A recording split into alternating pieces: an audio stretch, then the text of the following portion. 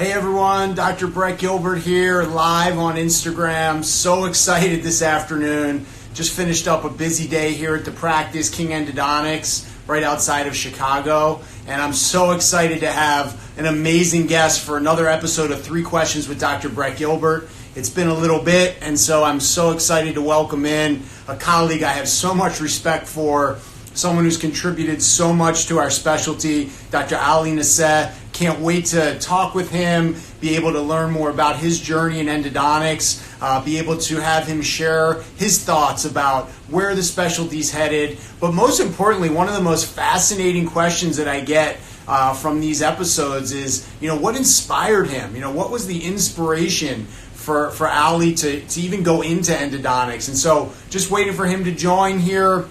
So excited again to welcome him. Just an incredible guy. He was just here in Chicago a few weeks ago. We have the Coolidge Club, which is a study club of all endodontists. Ali should be there on the bottom of the screen, but let me send you a little request here to invite you in. So the Coolidge Club is unique in that it really is all endodontists, all from the same area, and we all are really friendly and we all really enjoy each other. And Ali was able to come in and give us an all-day presentation. I enjoyed it so much, such great work. Obviously we know his video work, but just to see his cases and how he presents it. So Ali, I sent a request to you, so it should allow you to sink in and we'll get the interview started. So hope everyone had a great day. You definitely send in some questions if you have them. We'd love to see you. Hi Ahmed, how are you? Good to see you. Welcome in, waving to everyone. So it's about 5 p.m. here in Chicago on Thursday. So again, just finished up the day. Hope everyone had a great day with their patients wherever in the world you are. And let's see here. So there should be, let me send it again, Ali. Hang on one second. Let's see if we can get you patched in here. So let's see if that'll give you, oh, here we go. Got it. Here he comes. Yeah, comes. Get my buddy Ali Nasseh in here, and we're going to get this interview going.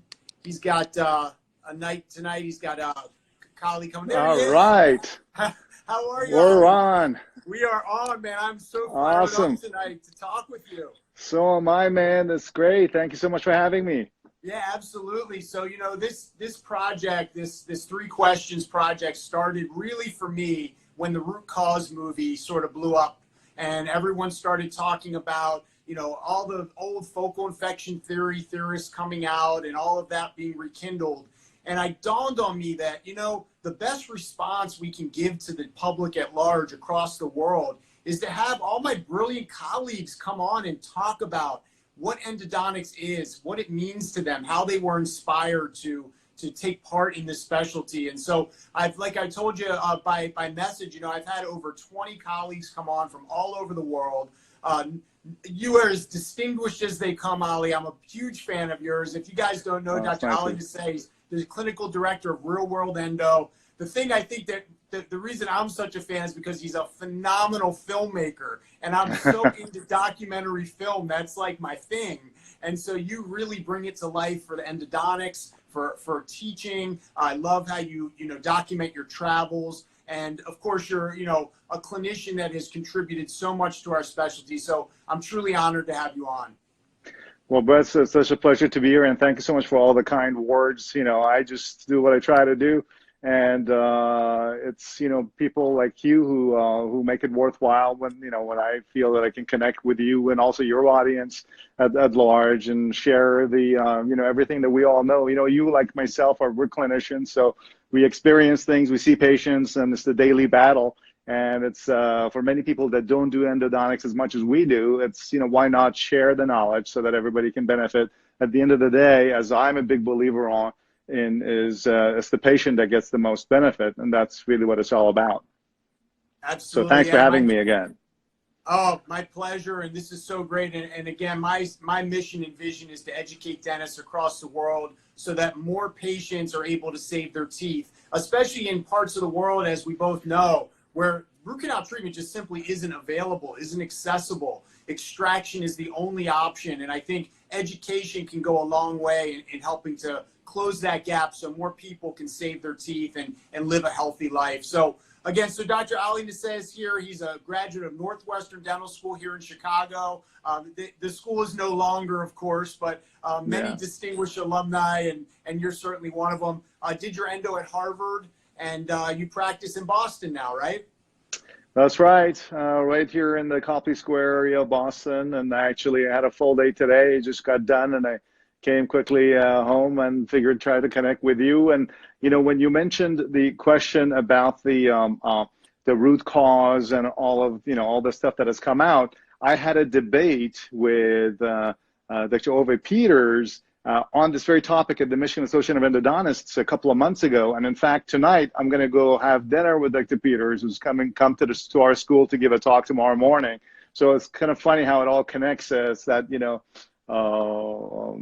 that connection between seeing us and these topics all together is going to come together. So yeah, I mean, so what was basically your take with speaking to the audience that you spoke to about the root cause? What was the main concern? It seems like it has died down. It was like a big tempest in a teacup kind of situation, but people have come to their senses. But what was your basic take on the whole thing? Yeah, so I think for now, so I got involved with a very special project with a colleague, Mehdi Rahimi, down in Australia, because the film hit much harder there. And the effect on the patients and their knowledge about it was much higher than it was here in the U.S. So Dr. Mehdi Rahimi organized an international panel involving an oncologist, physiologist, 2 endodontists, a dentist, and we really went through scene by scene. You can find that on YouTube. It's called Pulp Fiction. I'm sorry, Root Cause. It's Pulp Fiction. Dr. Peters. Yeah, I love it. It's a great term. Yeah, it was really well done. It hasn't really caught viral fire like everyone had hoped, but honestly, it went through scene by scene and refuted it. I think the biggest thing for me, Ali, is I think that unfortunately, yes, the movie has died down for now, but until we can until we can slap a few papers on the table, these theories are going to continue to come up. And until we finally can put them to bed, forcing Netflix or Amazon to take the movie away is just a temporary relief. So I think, combining literature with medical colleagues, following the oral and dental health and history of patients with different cancers and things, and putting some real definitive good evidence out there, I think will go a long way. So I was part of that project. But I think just in general, I feel like there is a need to raise awareness for endodontics. And Instagram is a phenomenal place to do that. As we know, the power of this is growing all the time. It's incredible how we're both sitting. It looks like you might be in your home. I'm here in my office, and we can reach people across the world. And I know, for instance, one big fan of that is one of my members of my audience, Amir. He's from Iran, and he was so excited. He messaged me. He was so excited that I was going to be talking with you tonight. So I know Amir is on right now. So very loyal follower. And he's always, so there you go, Amir. You got your shout out from Dr. Ali. So, okay, so I'm going to jump right in. So this is about 3 questions. Okay, the first question, and this is one I'm fascinated to learn about you, is, we all sort of go through and we choose dentistry, whatever leads us there. But once you got into dentistry, once your career got started in education, what was it like for you? What was there a moment? Was there a mentor? What was the sort of the light bulb for you where you said to yourself, you know what, I'm an endodontist. Endodontics is what I want to do. What was that moment like, or that time in your life like, Ali? So what's funny is in my particular situation is I was raised in a dental family. I have so many dentists in the family. My own dad was an oral surgeon. So growing up, it was always I grew up at 14, 15. I used to assist them doing some surgeries and stuff like that. He kind of knew how to bring me into the fold to kind of, get that early brainwashing so I wouldn't dream of becoming anything like a filmmaker or whatever. So I kind of grew up with that mentality. I always knew I was going to be a dentist. And in fact, I thought I was going to be an oral surgeon like my dad. And for me, having gone to dental school, the moment where I decided first and foremost that I wasn't going to be an oral surgeon was after the first week of oral surgery rotation. Then I realized that, listen, man, I'm not going to wake up at 5 in the morning to do rounds at 6 a.m. for like 6 years. There's no freaking way. I'm a night owl, not a morning person. So, that's basically shut that off. And I was like, you know what? I do love surgery, but this is not going to be the path for me. So I also loved, to be honest, all aspects of dentistry I always loved. I thought the whole field, that kind of field, to me, it was kind of everything fit in together in one big message of taking care of the patient's oral health. I was also really big in pros. In fact, I thought I was going to do pros. And then I realized that I didn't want to do I don't want to do 2 or 3 years of lab work, the residency. So I hope a pattern is kind of showing up here that I'm generally pretty lazy. So I figured that I would rather do something. What's like the easiest thing I could do? That is, no, I'm kidding. I didn't say that. But I kind of consulted with my dad, and there was a few different things between endo and perio. Ortho, I certainly didn't want to do. I didn't think orthodontists were dentists. Just kidding. Or if any orthodontists.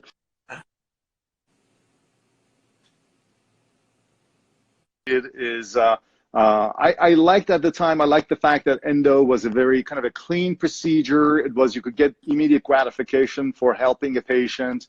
And it was a very precise kind of a job. The mission was well defined, and you kind of knew what you were doing. It wasn't kind of like perio where you could do a beautiful job and your patient couldn't completely, just drop the ball on their end of the deal. It felt, it felt like you kind of had some ability to exercise what was your craft and your skills. And the other part of it was, again, like I said, it's the fact that you could get much quicker results into helping your patients who were in pain. And for me, the defining moment of that was when I was doing the endo emergency block for our school. And I still remember it was a day in February. And as you know, Brett, being from Chicago, it was a morning where I was going to go open up the clinic, and it was in February. And with the wind chill factor, it was minus 50 degrees, 50. I lived across the street from the school at the McClure Court Center, which is not just a couple of blocks. I remember by the time I left the school, I left my home and I got into the opening, just getting into the school, all my teeth were hurting in my mouth from the cold. All the silver amalgams were like just kind of contracting, and I was having a lot of pain. And then I came to the school and the whole city was deserted, only to see this one poor lady standing behind the doors with the door being closed and trying to get into the clinic. So I kind of got in there, and then we kind of opened up the clinic. And she had kind of gotten herself from the south side of Chicago all the way to downtown because she had been in so much pain for a couple of days from this tooth. Even though everything was shut down in the city, she just couldn't kind of hold it. I had to make it over there. And then going through that procedure and kind of getting her numb and helping her out, that was a defining moment, because when she left, she was so thankful for all that what we could do for her to get her out of the pain. And just seeing somebody going through that much of an obstacle to get to the dentist to get care, that was quite motivating for me. And I said, like, this is going to be something where we end up having the maximum impact and help to the patients immediately. And for me, that was the moments that really changed my decision to do endo. And frankly, it's been a great experience for me now. I've been doing endo for more than 25, 26 years now. So it's been just it's been a great pleasure, and it's something that I still learn every day when I go to work. After 25,000 documented cases, it's still every day I feel like you learn something new, and that's really what's amazing. Because most people, most of our undergraduate students who ask me, like, how can you be doing the same thing every day, right? And I say, look, it's kind of like these teeth are kind of like snowflakes, right? It's like it looks like it's snow, but every single one of them is very different. And when you kind of connect the fact that the teeth are different, and more importantly, even if two teeth are the same, the patients are so different, and so combining the patient management, dealing with patients that already have a lot of anxiety and are difficult, to kind of create that the immediate rapport and kind of putting them at ease, and then being able to achieve the is kind of a difficult task. So it's certainly, I don't have to tell you, obviously, I'm talking to your audience, because you experience this on a daily basis too. And I think it's really a good attitude that can help you get through that. And so if it might be something of interest that you may want to know, because I did share this with Howard Ferran in an interview he had with me as well, and that when I left school, endo program, and I came out and I practiced for a couple of years, at that point, I kind of was like, well, did I make a mistake? You know, am I just keep doing the same thing? Is this the right thing for me? And I still remember that it was a couple of conversations I had with some mentors, were including my dad, that I kind of realized that the problem is not the profession or the job or whatever you're doing. The problem is the attitude. If you have the wrong attitude, no matter what you do, is going to become a mundane task after a while, right? So then the key becomes, with the right attitude, to kind of have the ability to learn from worlds, because everything that we do is a world within itself, right? I mean, look at people reading books on chess. Like freaking chess is like, you know, it's just like you do the same thing. It's a chess game, right? There's like a million books on chess and there's so many complexities. And you would think, like, how can you ever play chess? It's the same thing you're doing over and over. But the reality of the matter is that in every task that every human ever does, there is that element of the worlds within worlds, which is, you know, kind of that fractal geometry of the chaos theory of like layers upon layers of detail. And most people who just gonna stay at the shallow level, then kind of you do get bored very quickly. But if you dive in and kind of begin to find out more about your fields and try to create that feeling of, you know, the Germans have the terms like the honor of work, kind of like, you know, trying to take pride in the work that you do.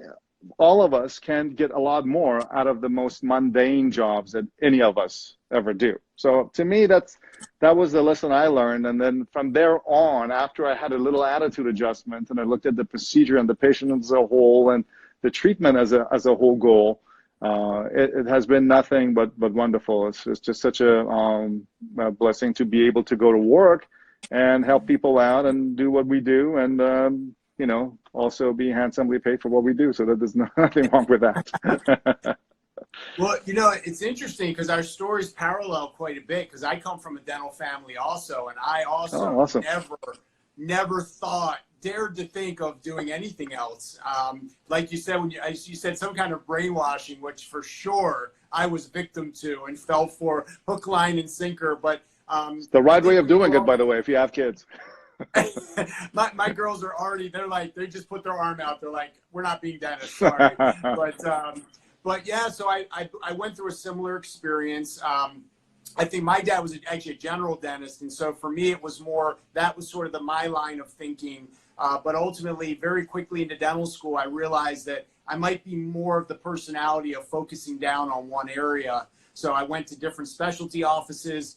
I went into a wonderful endodontist named Barry Jurist, who's no longer with us, but I walked into his operatory. He's looking through, this is, 2001. He's looking through a scope. His assistant is changing hand pieces with measured files. He's got all kinds of videos of all his surgeries. And I was like, light bulb moment. That was it. I was done, Ali. That was it for me. I was like, I'm going into endodontics. And so it's been a wonderful ride. But just to your point, I mean, I agree, because I think any endodontist gets that commentary of, how do you do the same thing all day long?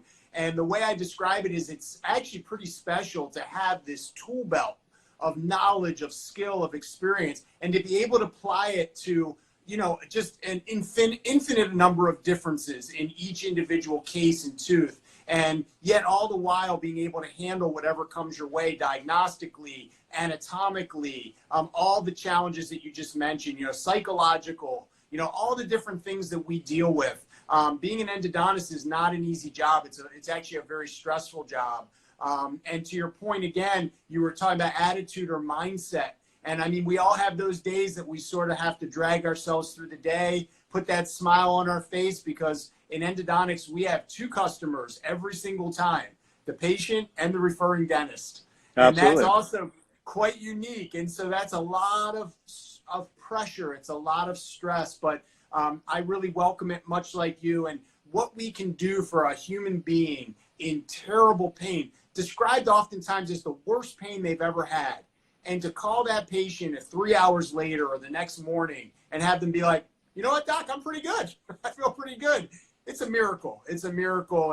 And another reason why I feel it's so important that, educators like us, and you talked about learning every day, and I agree. And I think that's why you're such a great teacher. I love to teach. I light up when I teach. And it's because I light up when I learn. I love to learn. And I think learners, because you just want to continue it. And I think, as you'll agree, I mean, you just gave us a beautiful lecture here at the Coolidge Club in Chicago. I really enjoyed it.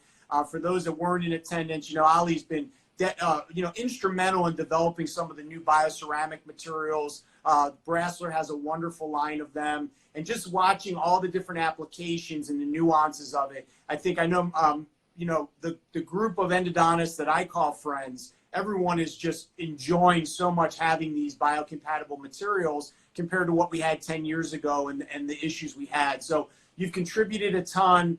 You really appreciate it. And, you know, I obviously, in my opinion, you went into the right field. But I will say this, you have seamlessly put in filmmaking into your endodontic practice and sharing. Can you tell me a little bit about where that comes from? Is that always been a hobby?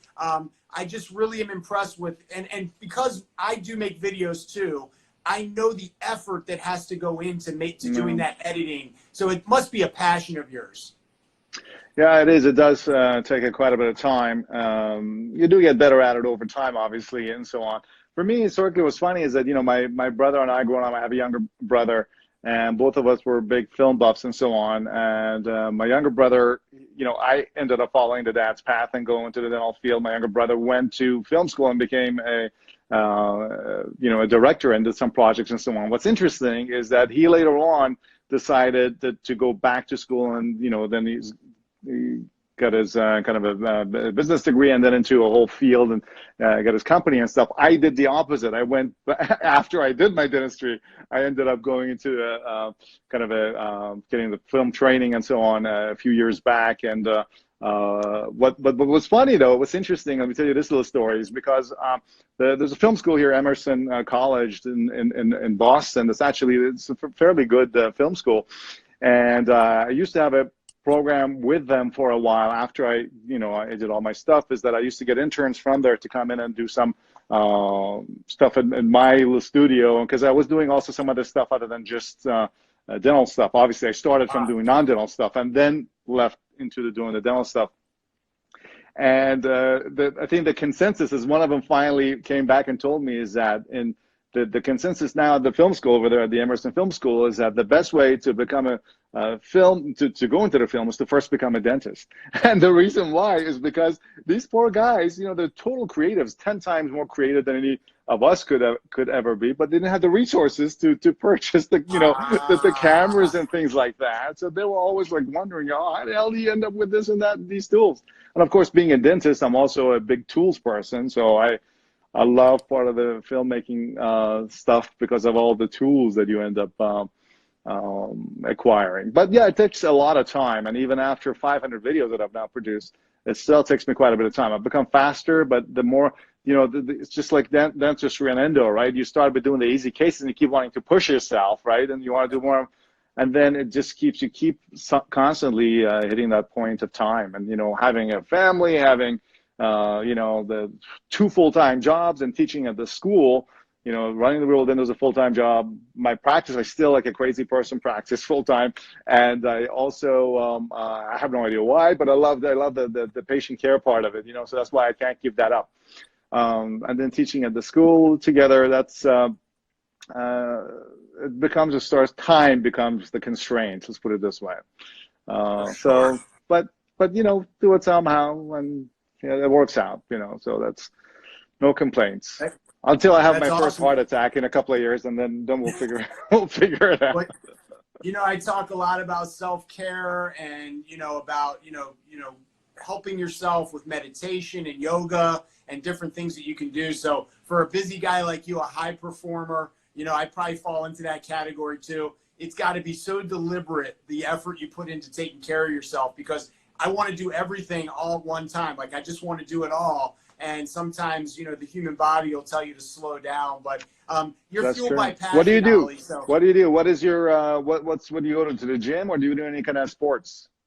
No, I actually don't. I do a really strong morning routine. So I'll do breathing exercises when I wake up. I do a bit of cardio, yoga, and then meditation. And I do that every day. And so it really starts my day off. Like today in particular, my yoga was like on another level. I had a really deep meditation, and my day was awesome. Like I just was full of energy. I was obviously really excited to connect with you. And so I think a good morning routine, and it's got to be early, obviously, because I mean, all the things you're doing, you're up, I'm sure you're up and out early, and you're working hard every single day, and you have to check your calendar where you're supposed to be that day, you know, so that you don't If you show up in the wrong remember, place. if you remember, I didn't do oral surgery because I was not a morning person. So I'm Oh, usually that's up till true. very late at night. So I actually, my first patient is at 10 a.m. Oh, I told you I'm lazy. So yeah, my first patient is at 10 nice. a.m. But I But do go to bed like very late, kind of like, you know, going out clubbing late, except that I'm not out clubbing. I'm kind of in editing or doing some other thing. Well, So but setting yeah, your schedule that way, that is a yeah, form of self-care. So I give you a lot of yeah, credit for that, you know, and yeah, that's a beautiful yeah, thing if that's your normal schedule. So well, yeah, that's exactly. really exciting. So for those that are joining in now, you know, I'm Dr. Brett Gilbert. I'm here with a brilliant colleague from Boston, Massachusetts, Dr. Thank you. Ali Nasseh. He's a clinical director of Real World Endo. He's on 3 questions with Dr. Brett Gilbert, and he's given 1 answer. And it was a great answer. His dad was an oral surgeon, and he kind of fell into the brainwashing of becoming a dentist. So Ali, I'm going to go into question number 2 for you. So this is a question you talked about. You're not an early morning person, but when you do roll out of bed, and now you just mentioned, you said you're still practicing full time with a lot of other things going on because of the patient care aspect. What about endodontics just lifts you up? What gets you fired up and excited when you know you're going into the office that day? So for me, as you know, as we were talking, as you also mentioned too, is teaching as a form of learning, and for me, it's kind of trying to do the procedures that I normally do, finding out ways so that I can break it down in ways that I can communicate better and easier to my audience is something that I enjoy doing. But in the process, I'm still, you know, doing the procedures themselves, of trying to find new ways of doing things more efficiently and more comfortably for the patients. I've always been a big fan of efficiency and comfort. In fact, as again, my dad was always like, you know, the key to a successful practice is going to be completely painless.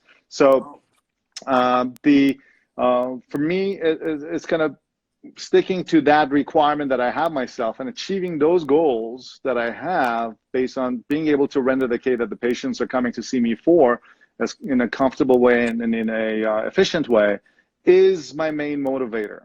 But I'm in the process of rendering that is I'm also trying to learn ways to make things more efficient constantly and also more comfortable to the patients, and then be able to communicate those ideas to others. And so to that extent, these are the motivators for me. I mean,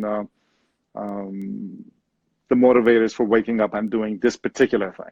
You know, as far as overall meaning of life, it's, you know, we all set little goals and big goals and try to achieve them, and that's where the meaning lies, right? So whatever, if it's endodontics, if it's waking up and doing your yoga, whether it's, you know, I don't know, taking your kids to school, or being a little, you know, little league soccer coach, or just doing your gym exercises, be active in your community, give back. All of those little things are the little motivators, and, you know, but for endo itself, for me, it's probably this combination of making sure how I can hone in my skills of taking care of my patients as effectively as possible from their perspective. And from my idea of their perspective is patient-based endodontics is been confused by what we teach from a technical aspect to our students in dental school and even in endo school,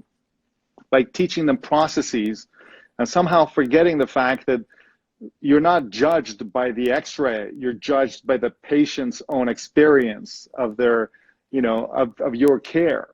And ultimately, anyone with a practice who's been out long enough can attest to this, that none of our patients ever come in and say, look, show me the post-op X-ray. I want to make sure you reached 0.5 millimeter within the PDL, or you have a puff where you don't have a puff.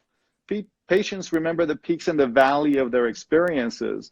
And for them, it's always your bedside manner. And it starts actually from the phone call to the office all the way to the way they leave. And if that total experience can be managed in such way that they leave with a positive experience, that they can go back and sing your praises, if you will, to your referring sources, then you can consolidate your relationships, not just by internal marketing through your patients, but the external marketing that is essentially done by your internal marketing. The most effective type of marketing is internal marketing. Is, you know, the key is to get that first patient in, and then after that, they should be your, you know, raving fan and talking back to your referring source to get them to continue to refer to you. So those are some of the overall. I think that had nothing to do this part of it with the second question, but, No, it did.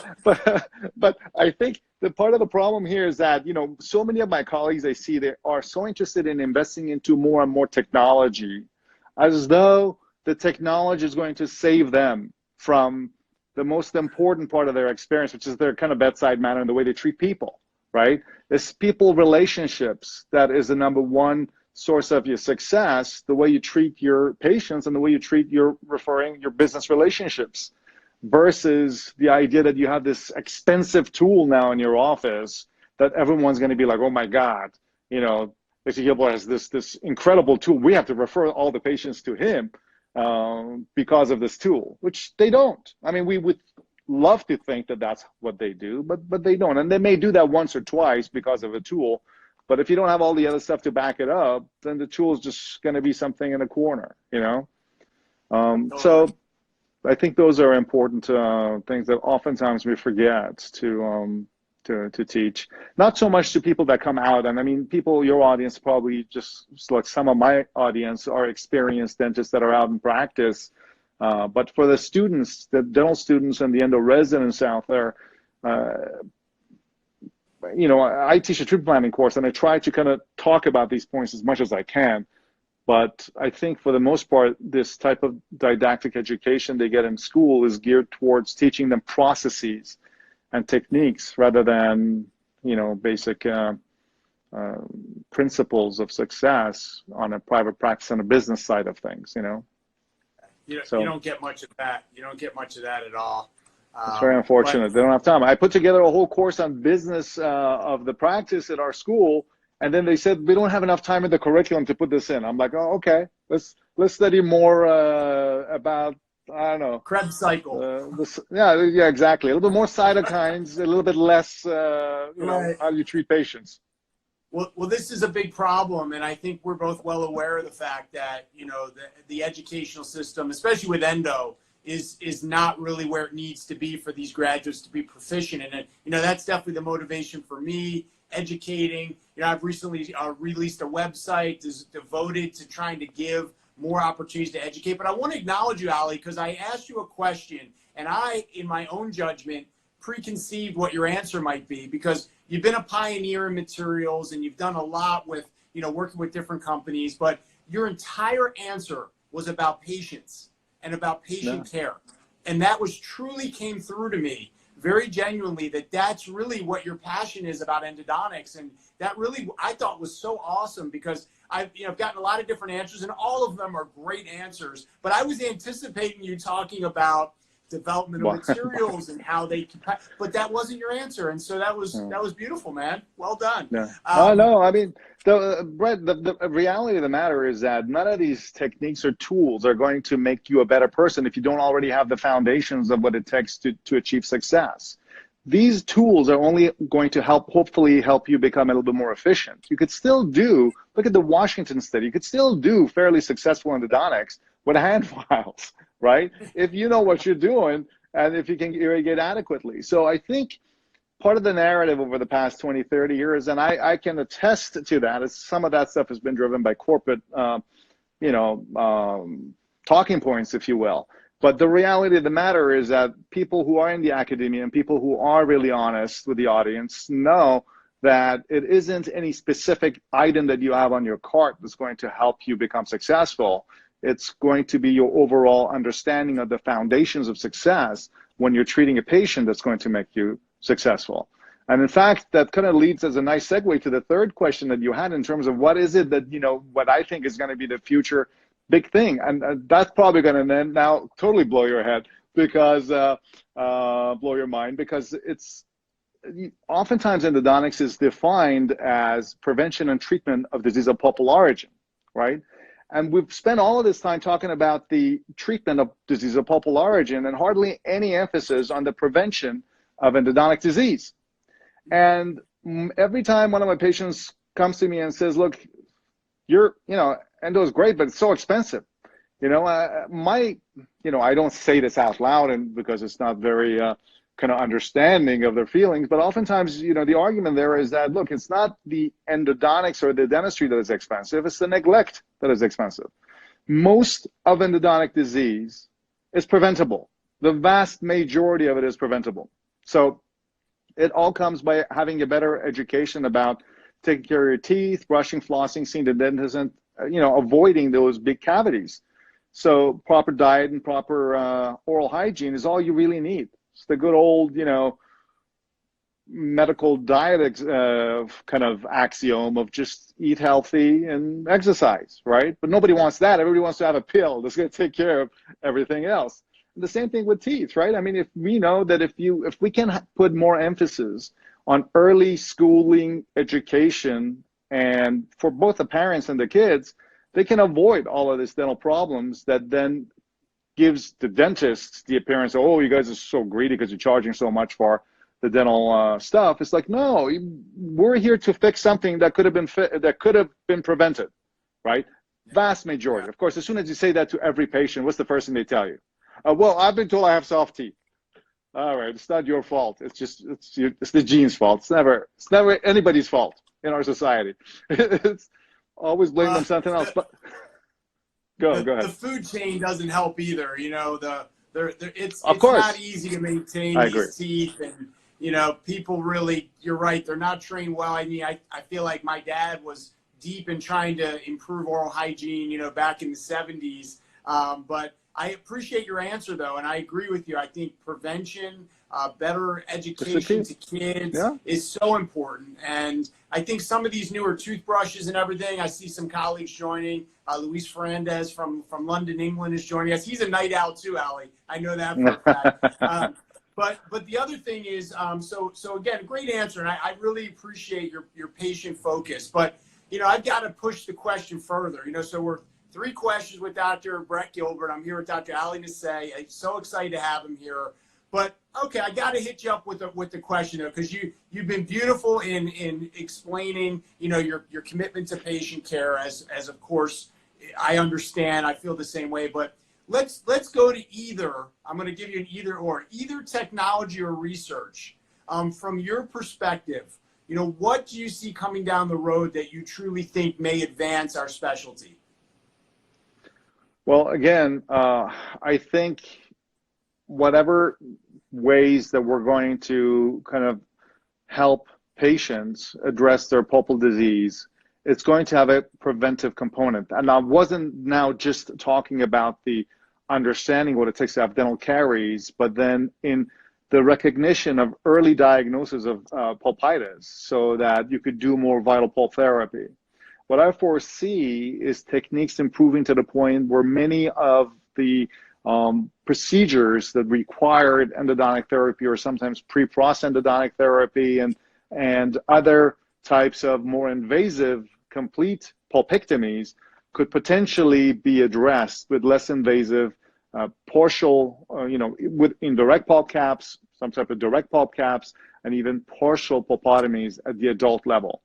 And that is where I feel that the profession is going to move towards once we have settled down and we understand better the procedural basis to improve success rate for these types of adult pulpotomies. And I think that's something that is going to be a noble cause. It's going to help a lot of patients. Maybe not in the, at least in some of the less kind of developed countries where they would need to have the ability to do these sophisticated procedures is not available, right? I mean, some places where people don't have files, so expensive to have NITI files and so on. In those types of places, it becomes even more important to maybe have a public education campaign that not only can prevent the dental issues, but then if it does happen, it could be caught early on where something such as a indirect pulp cap or even a direct pulp cap or an adult pulpotomy, which are relatively technically simple, attainable. Once a procedure has been kind of nailed down in terms of what it takes, then those could be procedures that could be done, and that could save more teeth. Whereas I remember seeing that traveling developing countries, seeing people end up losing teeth just by having decay that has just barely got into the pulp, but there's no other way they can afford to do either a root canal or all that stuff. So those types of teeth could potentially be saved in this way, and I think that would be a great tool. So I don't think it's going to end up being something super expensive like a irrigation device that is going to require $80,000 and $100 per application, and I'm not being specific. Something like that is going to save the world.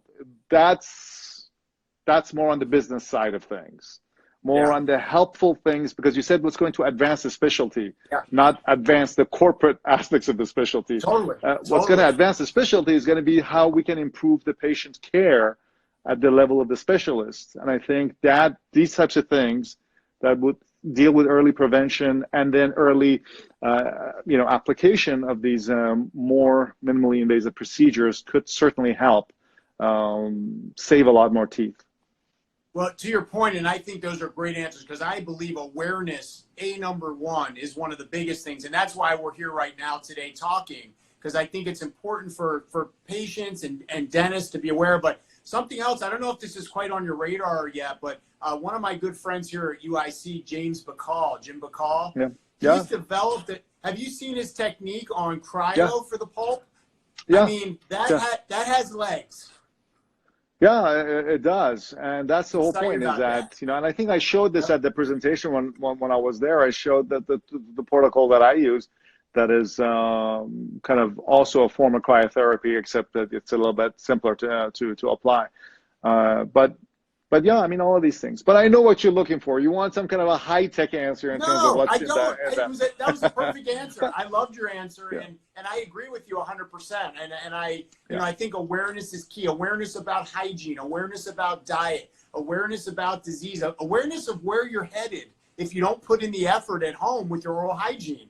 Because this is what patients can't see. They can't see what's coming next, and that's really our job to do that. But I think you're right. Any procedures we can develop that help to preserve the natural tissues, the natural biology of the tooth. The other thing that combats a lot is some of these focal infection theorists. If you're maintaining the natural tissue, then there is no argument about trapping bacteria and whatnot. And so I think that what you said, your answer is right on. And I believe that you're right. I think that is what advances the specialty. And you're right. I do remember you mentioning cryo in your lecture here in Chicago. Yeah. And Jim's technique, they pack sterile ice. But the idea that the pulpal tissue can be very responsive to really lowering the temperature. And that's what I like to think of as really good outside the box thinking for prevention. And so I think that's a beautiful answer, Ali. So this has just been a pleasure. So, so you made it through the 3 questions. So I always open it up. I didn't know if you had a question that you wanted to ask me, just to keep it fair. Well, no, I just wanted to also add in terms of the future, because a high-tech answer, I believe what's going to happen is going to be the implementation of 3-dimensional imaging into our practice, so that for higher end practices, we're going to be able to kind of scout, determine, and be fully aware of the anatomy and what we're dealing with in advance. And then from there, combine that knowledge with some type of kind of a printing technology, whether it's melting print technology or additive technology, to then print out custom-made files for a given canal based on the natural anatomy of the tooth, and then have a custom-made cone for that canal, so that we're going to this way be able to help reduce the number of files involved, and then the obturation would be, everything would be custom-made based on, that's the ultimate kind of a customized medicine application in endodontics, the way I see it. But I don't think we're that close yet, and that type of a melting print technology, metal melting technology, and so on, are not that accessible within the very short time period. But it's probably will be something that's going to be available at some point soon, and well, when it is there, I don't know if I'll still be in practice or not, but it would be interesting to be a part of.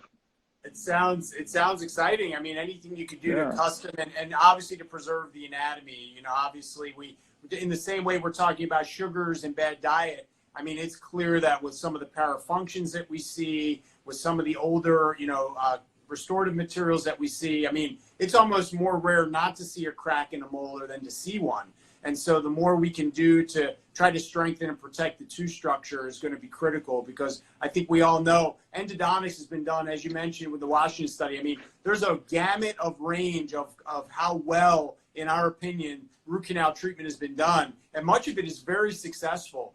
And oftentimes it's something structural that does the tooth in. And I think that that's really the fuel behind the more minimalized preparations and things like that. I think we're all trying to search for that happy medium of where we can remain conservative but still do good debridement. But I agree with you, if there's the potential to preserve that tissue, adult pulpotomy, again, using some of the bioceramic or biocompatible materials as a pulp cap, that's really something that's going to, really help to advance, because I think it raises our reputation and our value when we can do more than just remove the biological tissues, where we have more effectiveness at preserving them.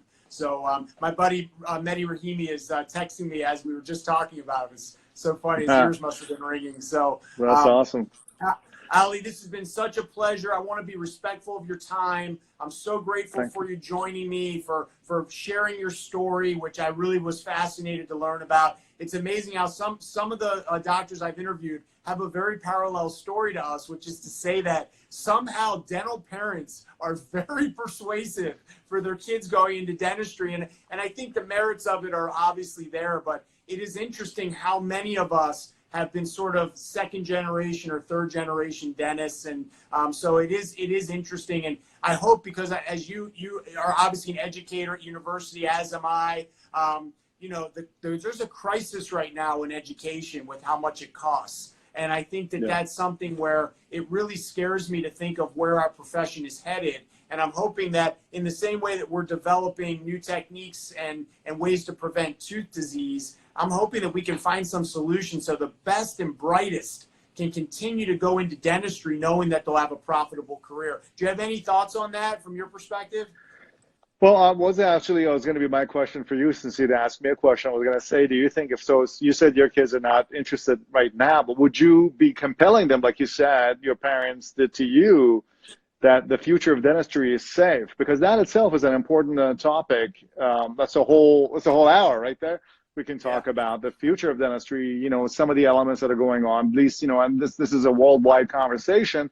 In the U.S., the elements that are at play, with the dental service organizations, the education level, at the level of the pre-docs graduating, how much comfortable they are hitting the road, the student loans crisis that is a serious and a very big factor for decision making, the changes in demographics of the dentistry and so on, and how are those overall changing the decisions, and how that's fitting into the whole private equity coming in and taking over dentistry. Those are all important factors. Maybe the topic of another conversation at some point. But what do you think? Would you, I know we're kind of running over time, but what is your overall impression of dentistry in the next 10 years and the next 50 years? I'm sad to say it, because I love my career. I love what we do. But when you actually look at the numbers, and I think the kids that are coming through now, they have a different perception of the numbers. But I think when you look at it, I think you have to really consider whether you're setting yourself up for financial health if you're going into dentistry without some kind of safety net, meaning parental help, some other finances on board, because you really are at this point, and you mentioned all the factors that are on the top of our minds, the corporates, the VC money, all of the loans and the incredible amount of debt that these youngsters carry. And how do you recuperate that when you can't just, like you, I know you opened your own practice, right, in Boston. You know, I don't know that you can just do that in this climate. And so I'm just not sure. Now, my girls aren't real science minded at this point. If they express interest, I'll definitely encourage them in any direction that they wanted to. But I think if there was a really bright young, you know, person that was looking for a career, I mean, I think unfortunately really are a barrier or an obstacle that one has to consider, because as much as we enjoy dentistry and the opportunity to take care of patients, there's a whole lot of other things in life that you need finances for, and to come out with $300,000, $400,000, $500,000 in debt, I mean, that is a really hard thing to ever overcome. And so that's why I was, you know, as educators, you know, what else can we do? You know, how else can we support these students? How else can we, you know, turn it around? I mean, there's a lot of money being floated around dentistry from corporate. You know, they already have a lot of interest inside the dental schools, but from a tuition standpoint, from a cost perspective, you know, who else can step in and help? Maybe it's more scholarships. Maybe it's, but Ali, to me, it's a real crisis. And it's something where when I think of myself as a patient in 15 or 20 years, you know, dentistry could look a whole lot different. And so you're right. It's another collaboration for you. So, you know, I want you to know, so grateful for you joining me. You know, I want to know, how can we support you? Can you tell us a little bit about Real World Endo?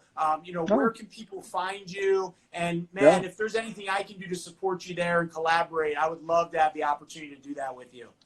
I appreciate that, Brett. Well, Real World Endo is, as realworldendo.com is a place where we have some of the, on our website, some educational videos and the list of our seminars. We give something around 100 all-day courses around the country annually, and so on. And we have a faculty of endodontists and so on that are involved with giving these courses. And I give a few myself, but I'm primarily more involved on the website front. I'm, again, playing into the whole card. I'm too lazy to get out and give the talk. I'd rather do it from the armchair traveler. So that's those are the just things. People can see it at our website. We have free memberships, realworldendo.com. But they could also, some people now, many people are just on our YouTube channel and watching the videos on the YouTube channel too at the Real World Endo. But either way, it was a pleasure. Thanks so much, Brett, for having me. I really appreciate it. It was fun talking to you. And very much so. Absolutely. Grateful for your time. I know you're going to be picking up Dr. Peters. Please send him our best. Yeah. It was really a pleasure, Ali, and you know, definitely connect soon. And just was really fun to share with you. And I know that the audience, I'm sure, will enjoy it. For anyone watching, this will be up on my live here for 24 hours, and then I will transition and post it to my IGTV. So if you have friends that might want to watch, please direct them there. I'm at Dr. Brett Gilbert. Dr. Ali Nasseh is here. He's at Real World Endo. So you can find us both. And certainly, if you have any questions out there, just please feel free to direct message us. Ali, have a great dinner. It was awesome, man. Thank you so much. Absolutely. Thanks, everyone, for joining. Thank you. Have a great night. Awesome. Bye-bye. Great to see you, man. Bye-bye. You too.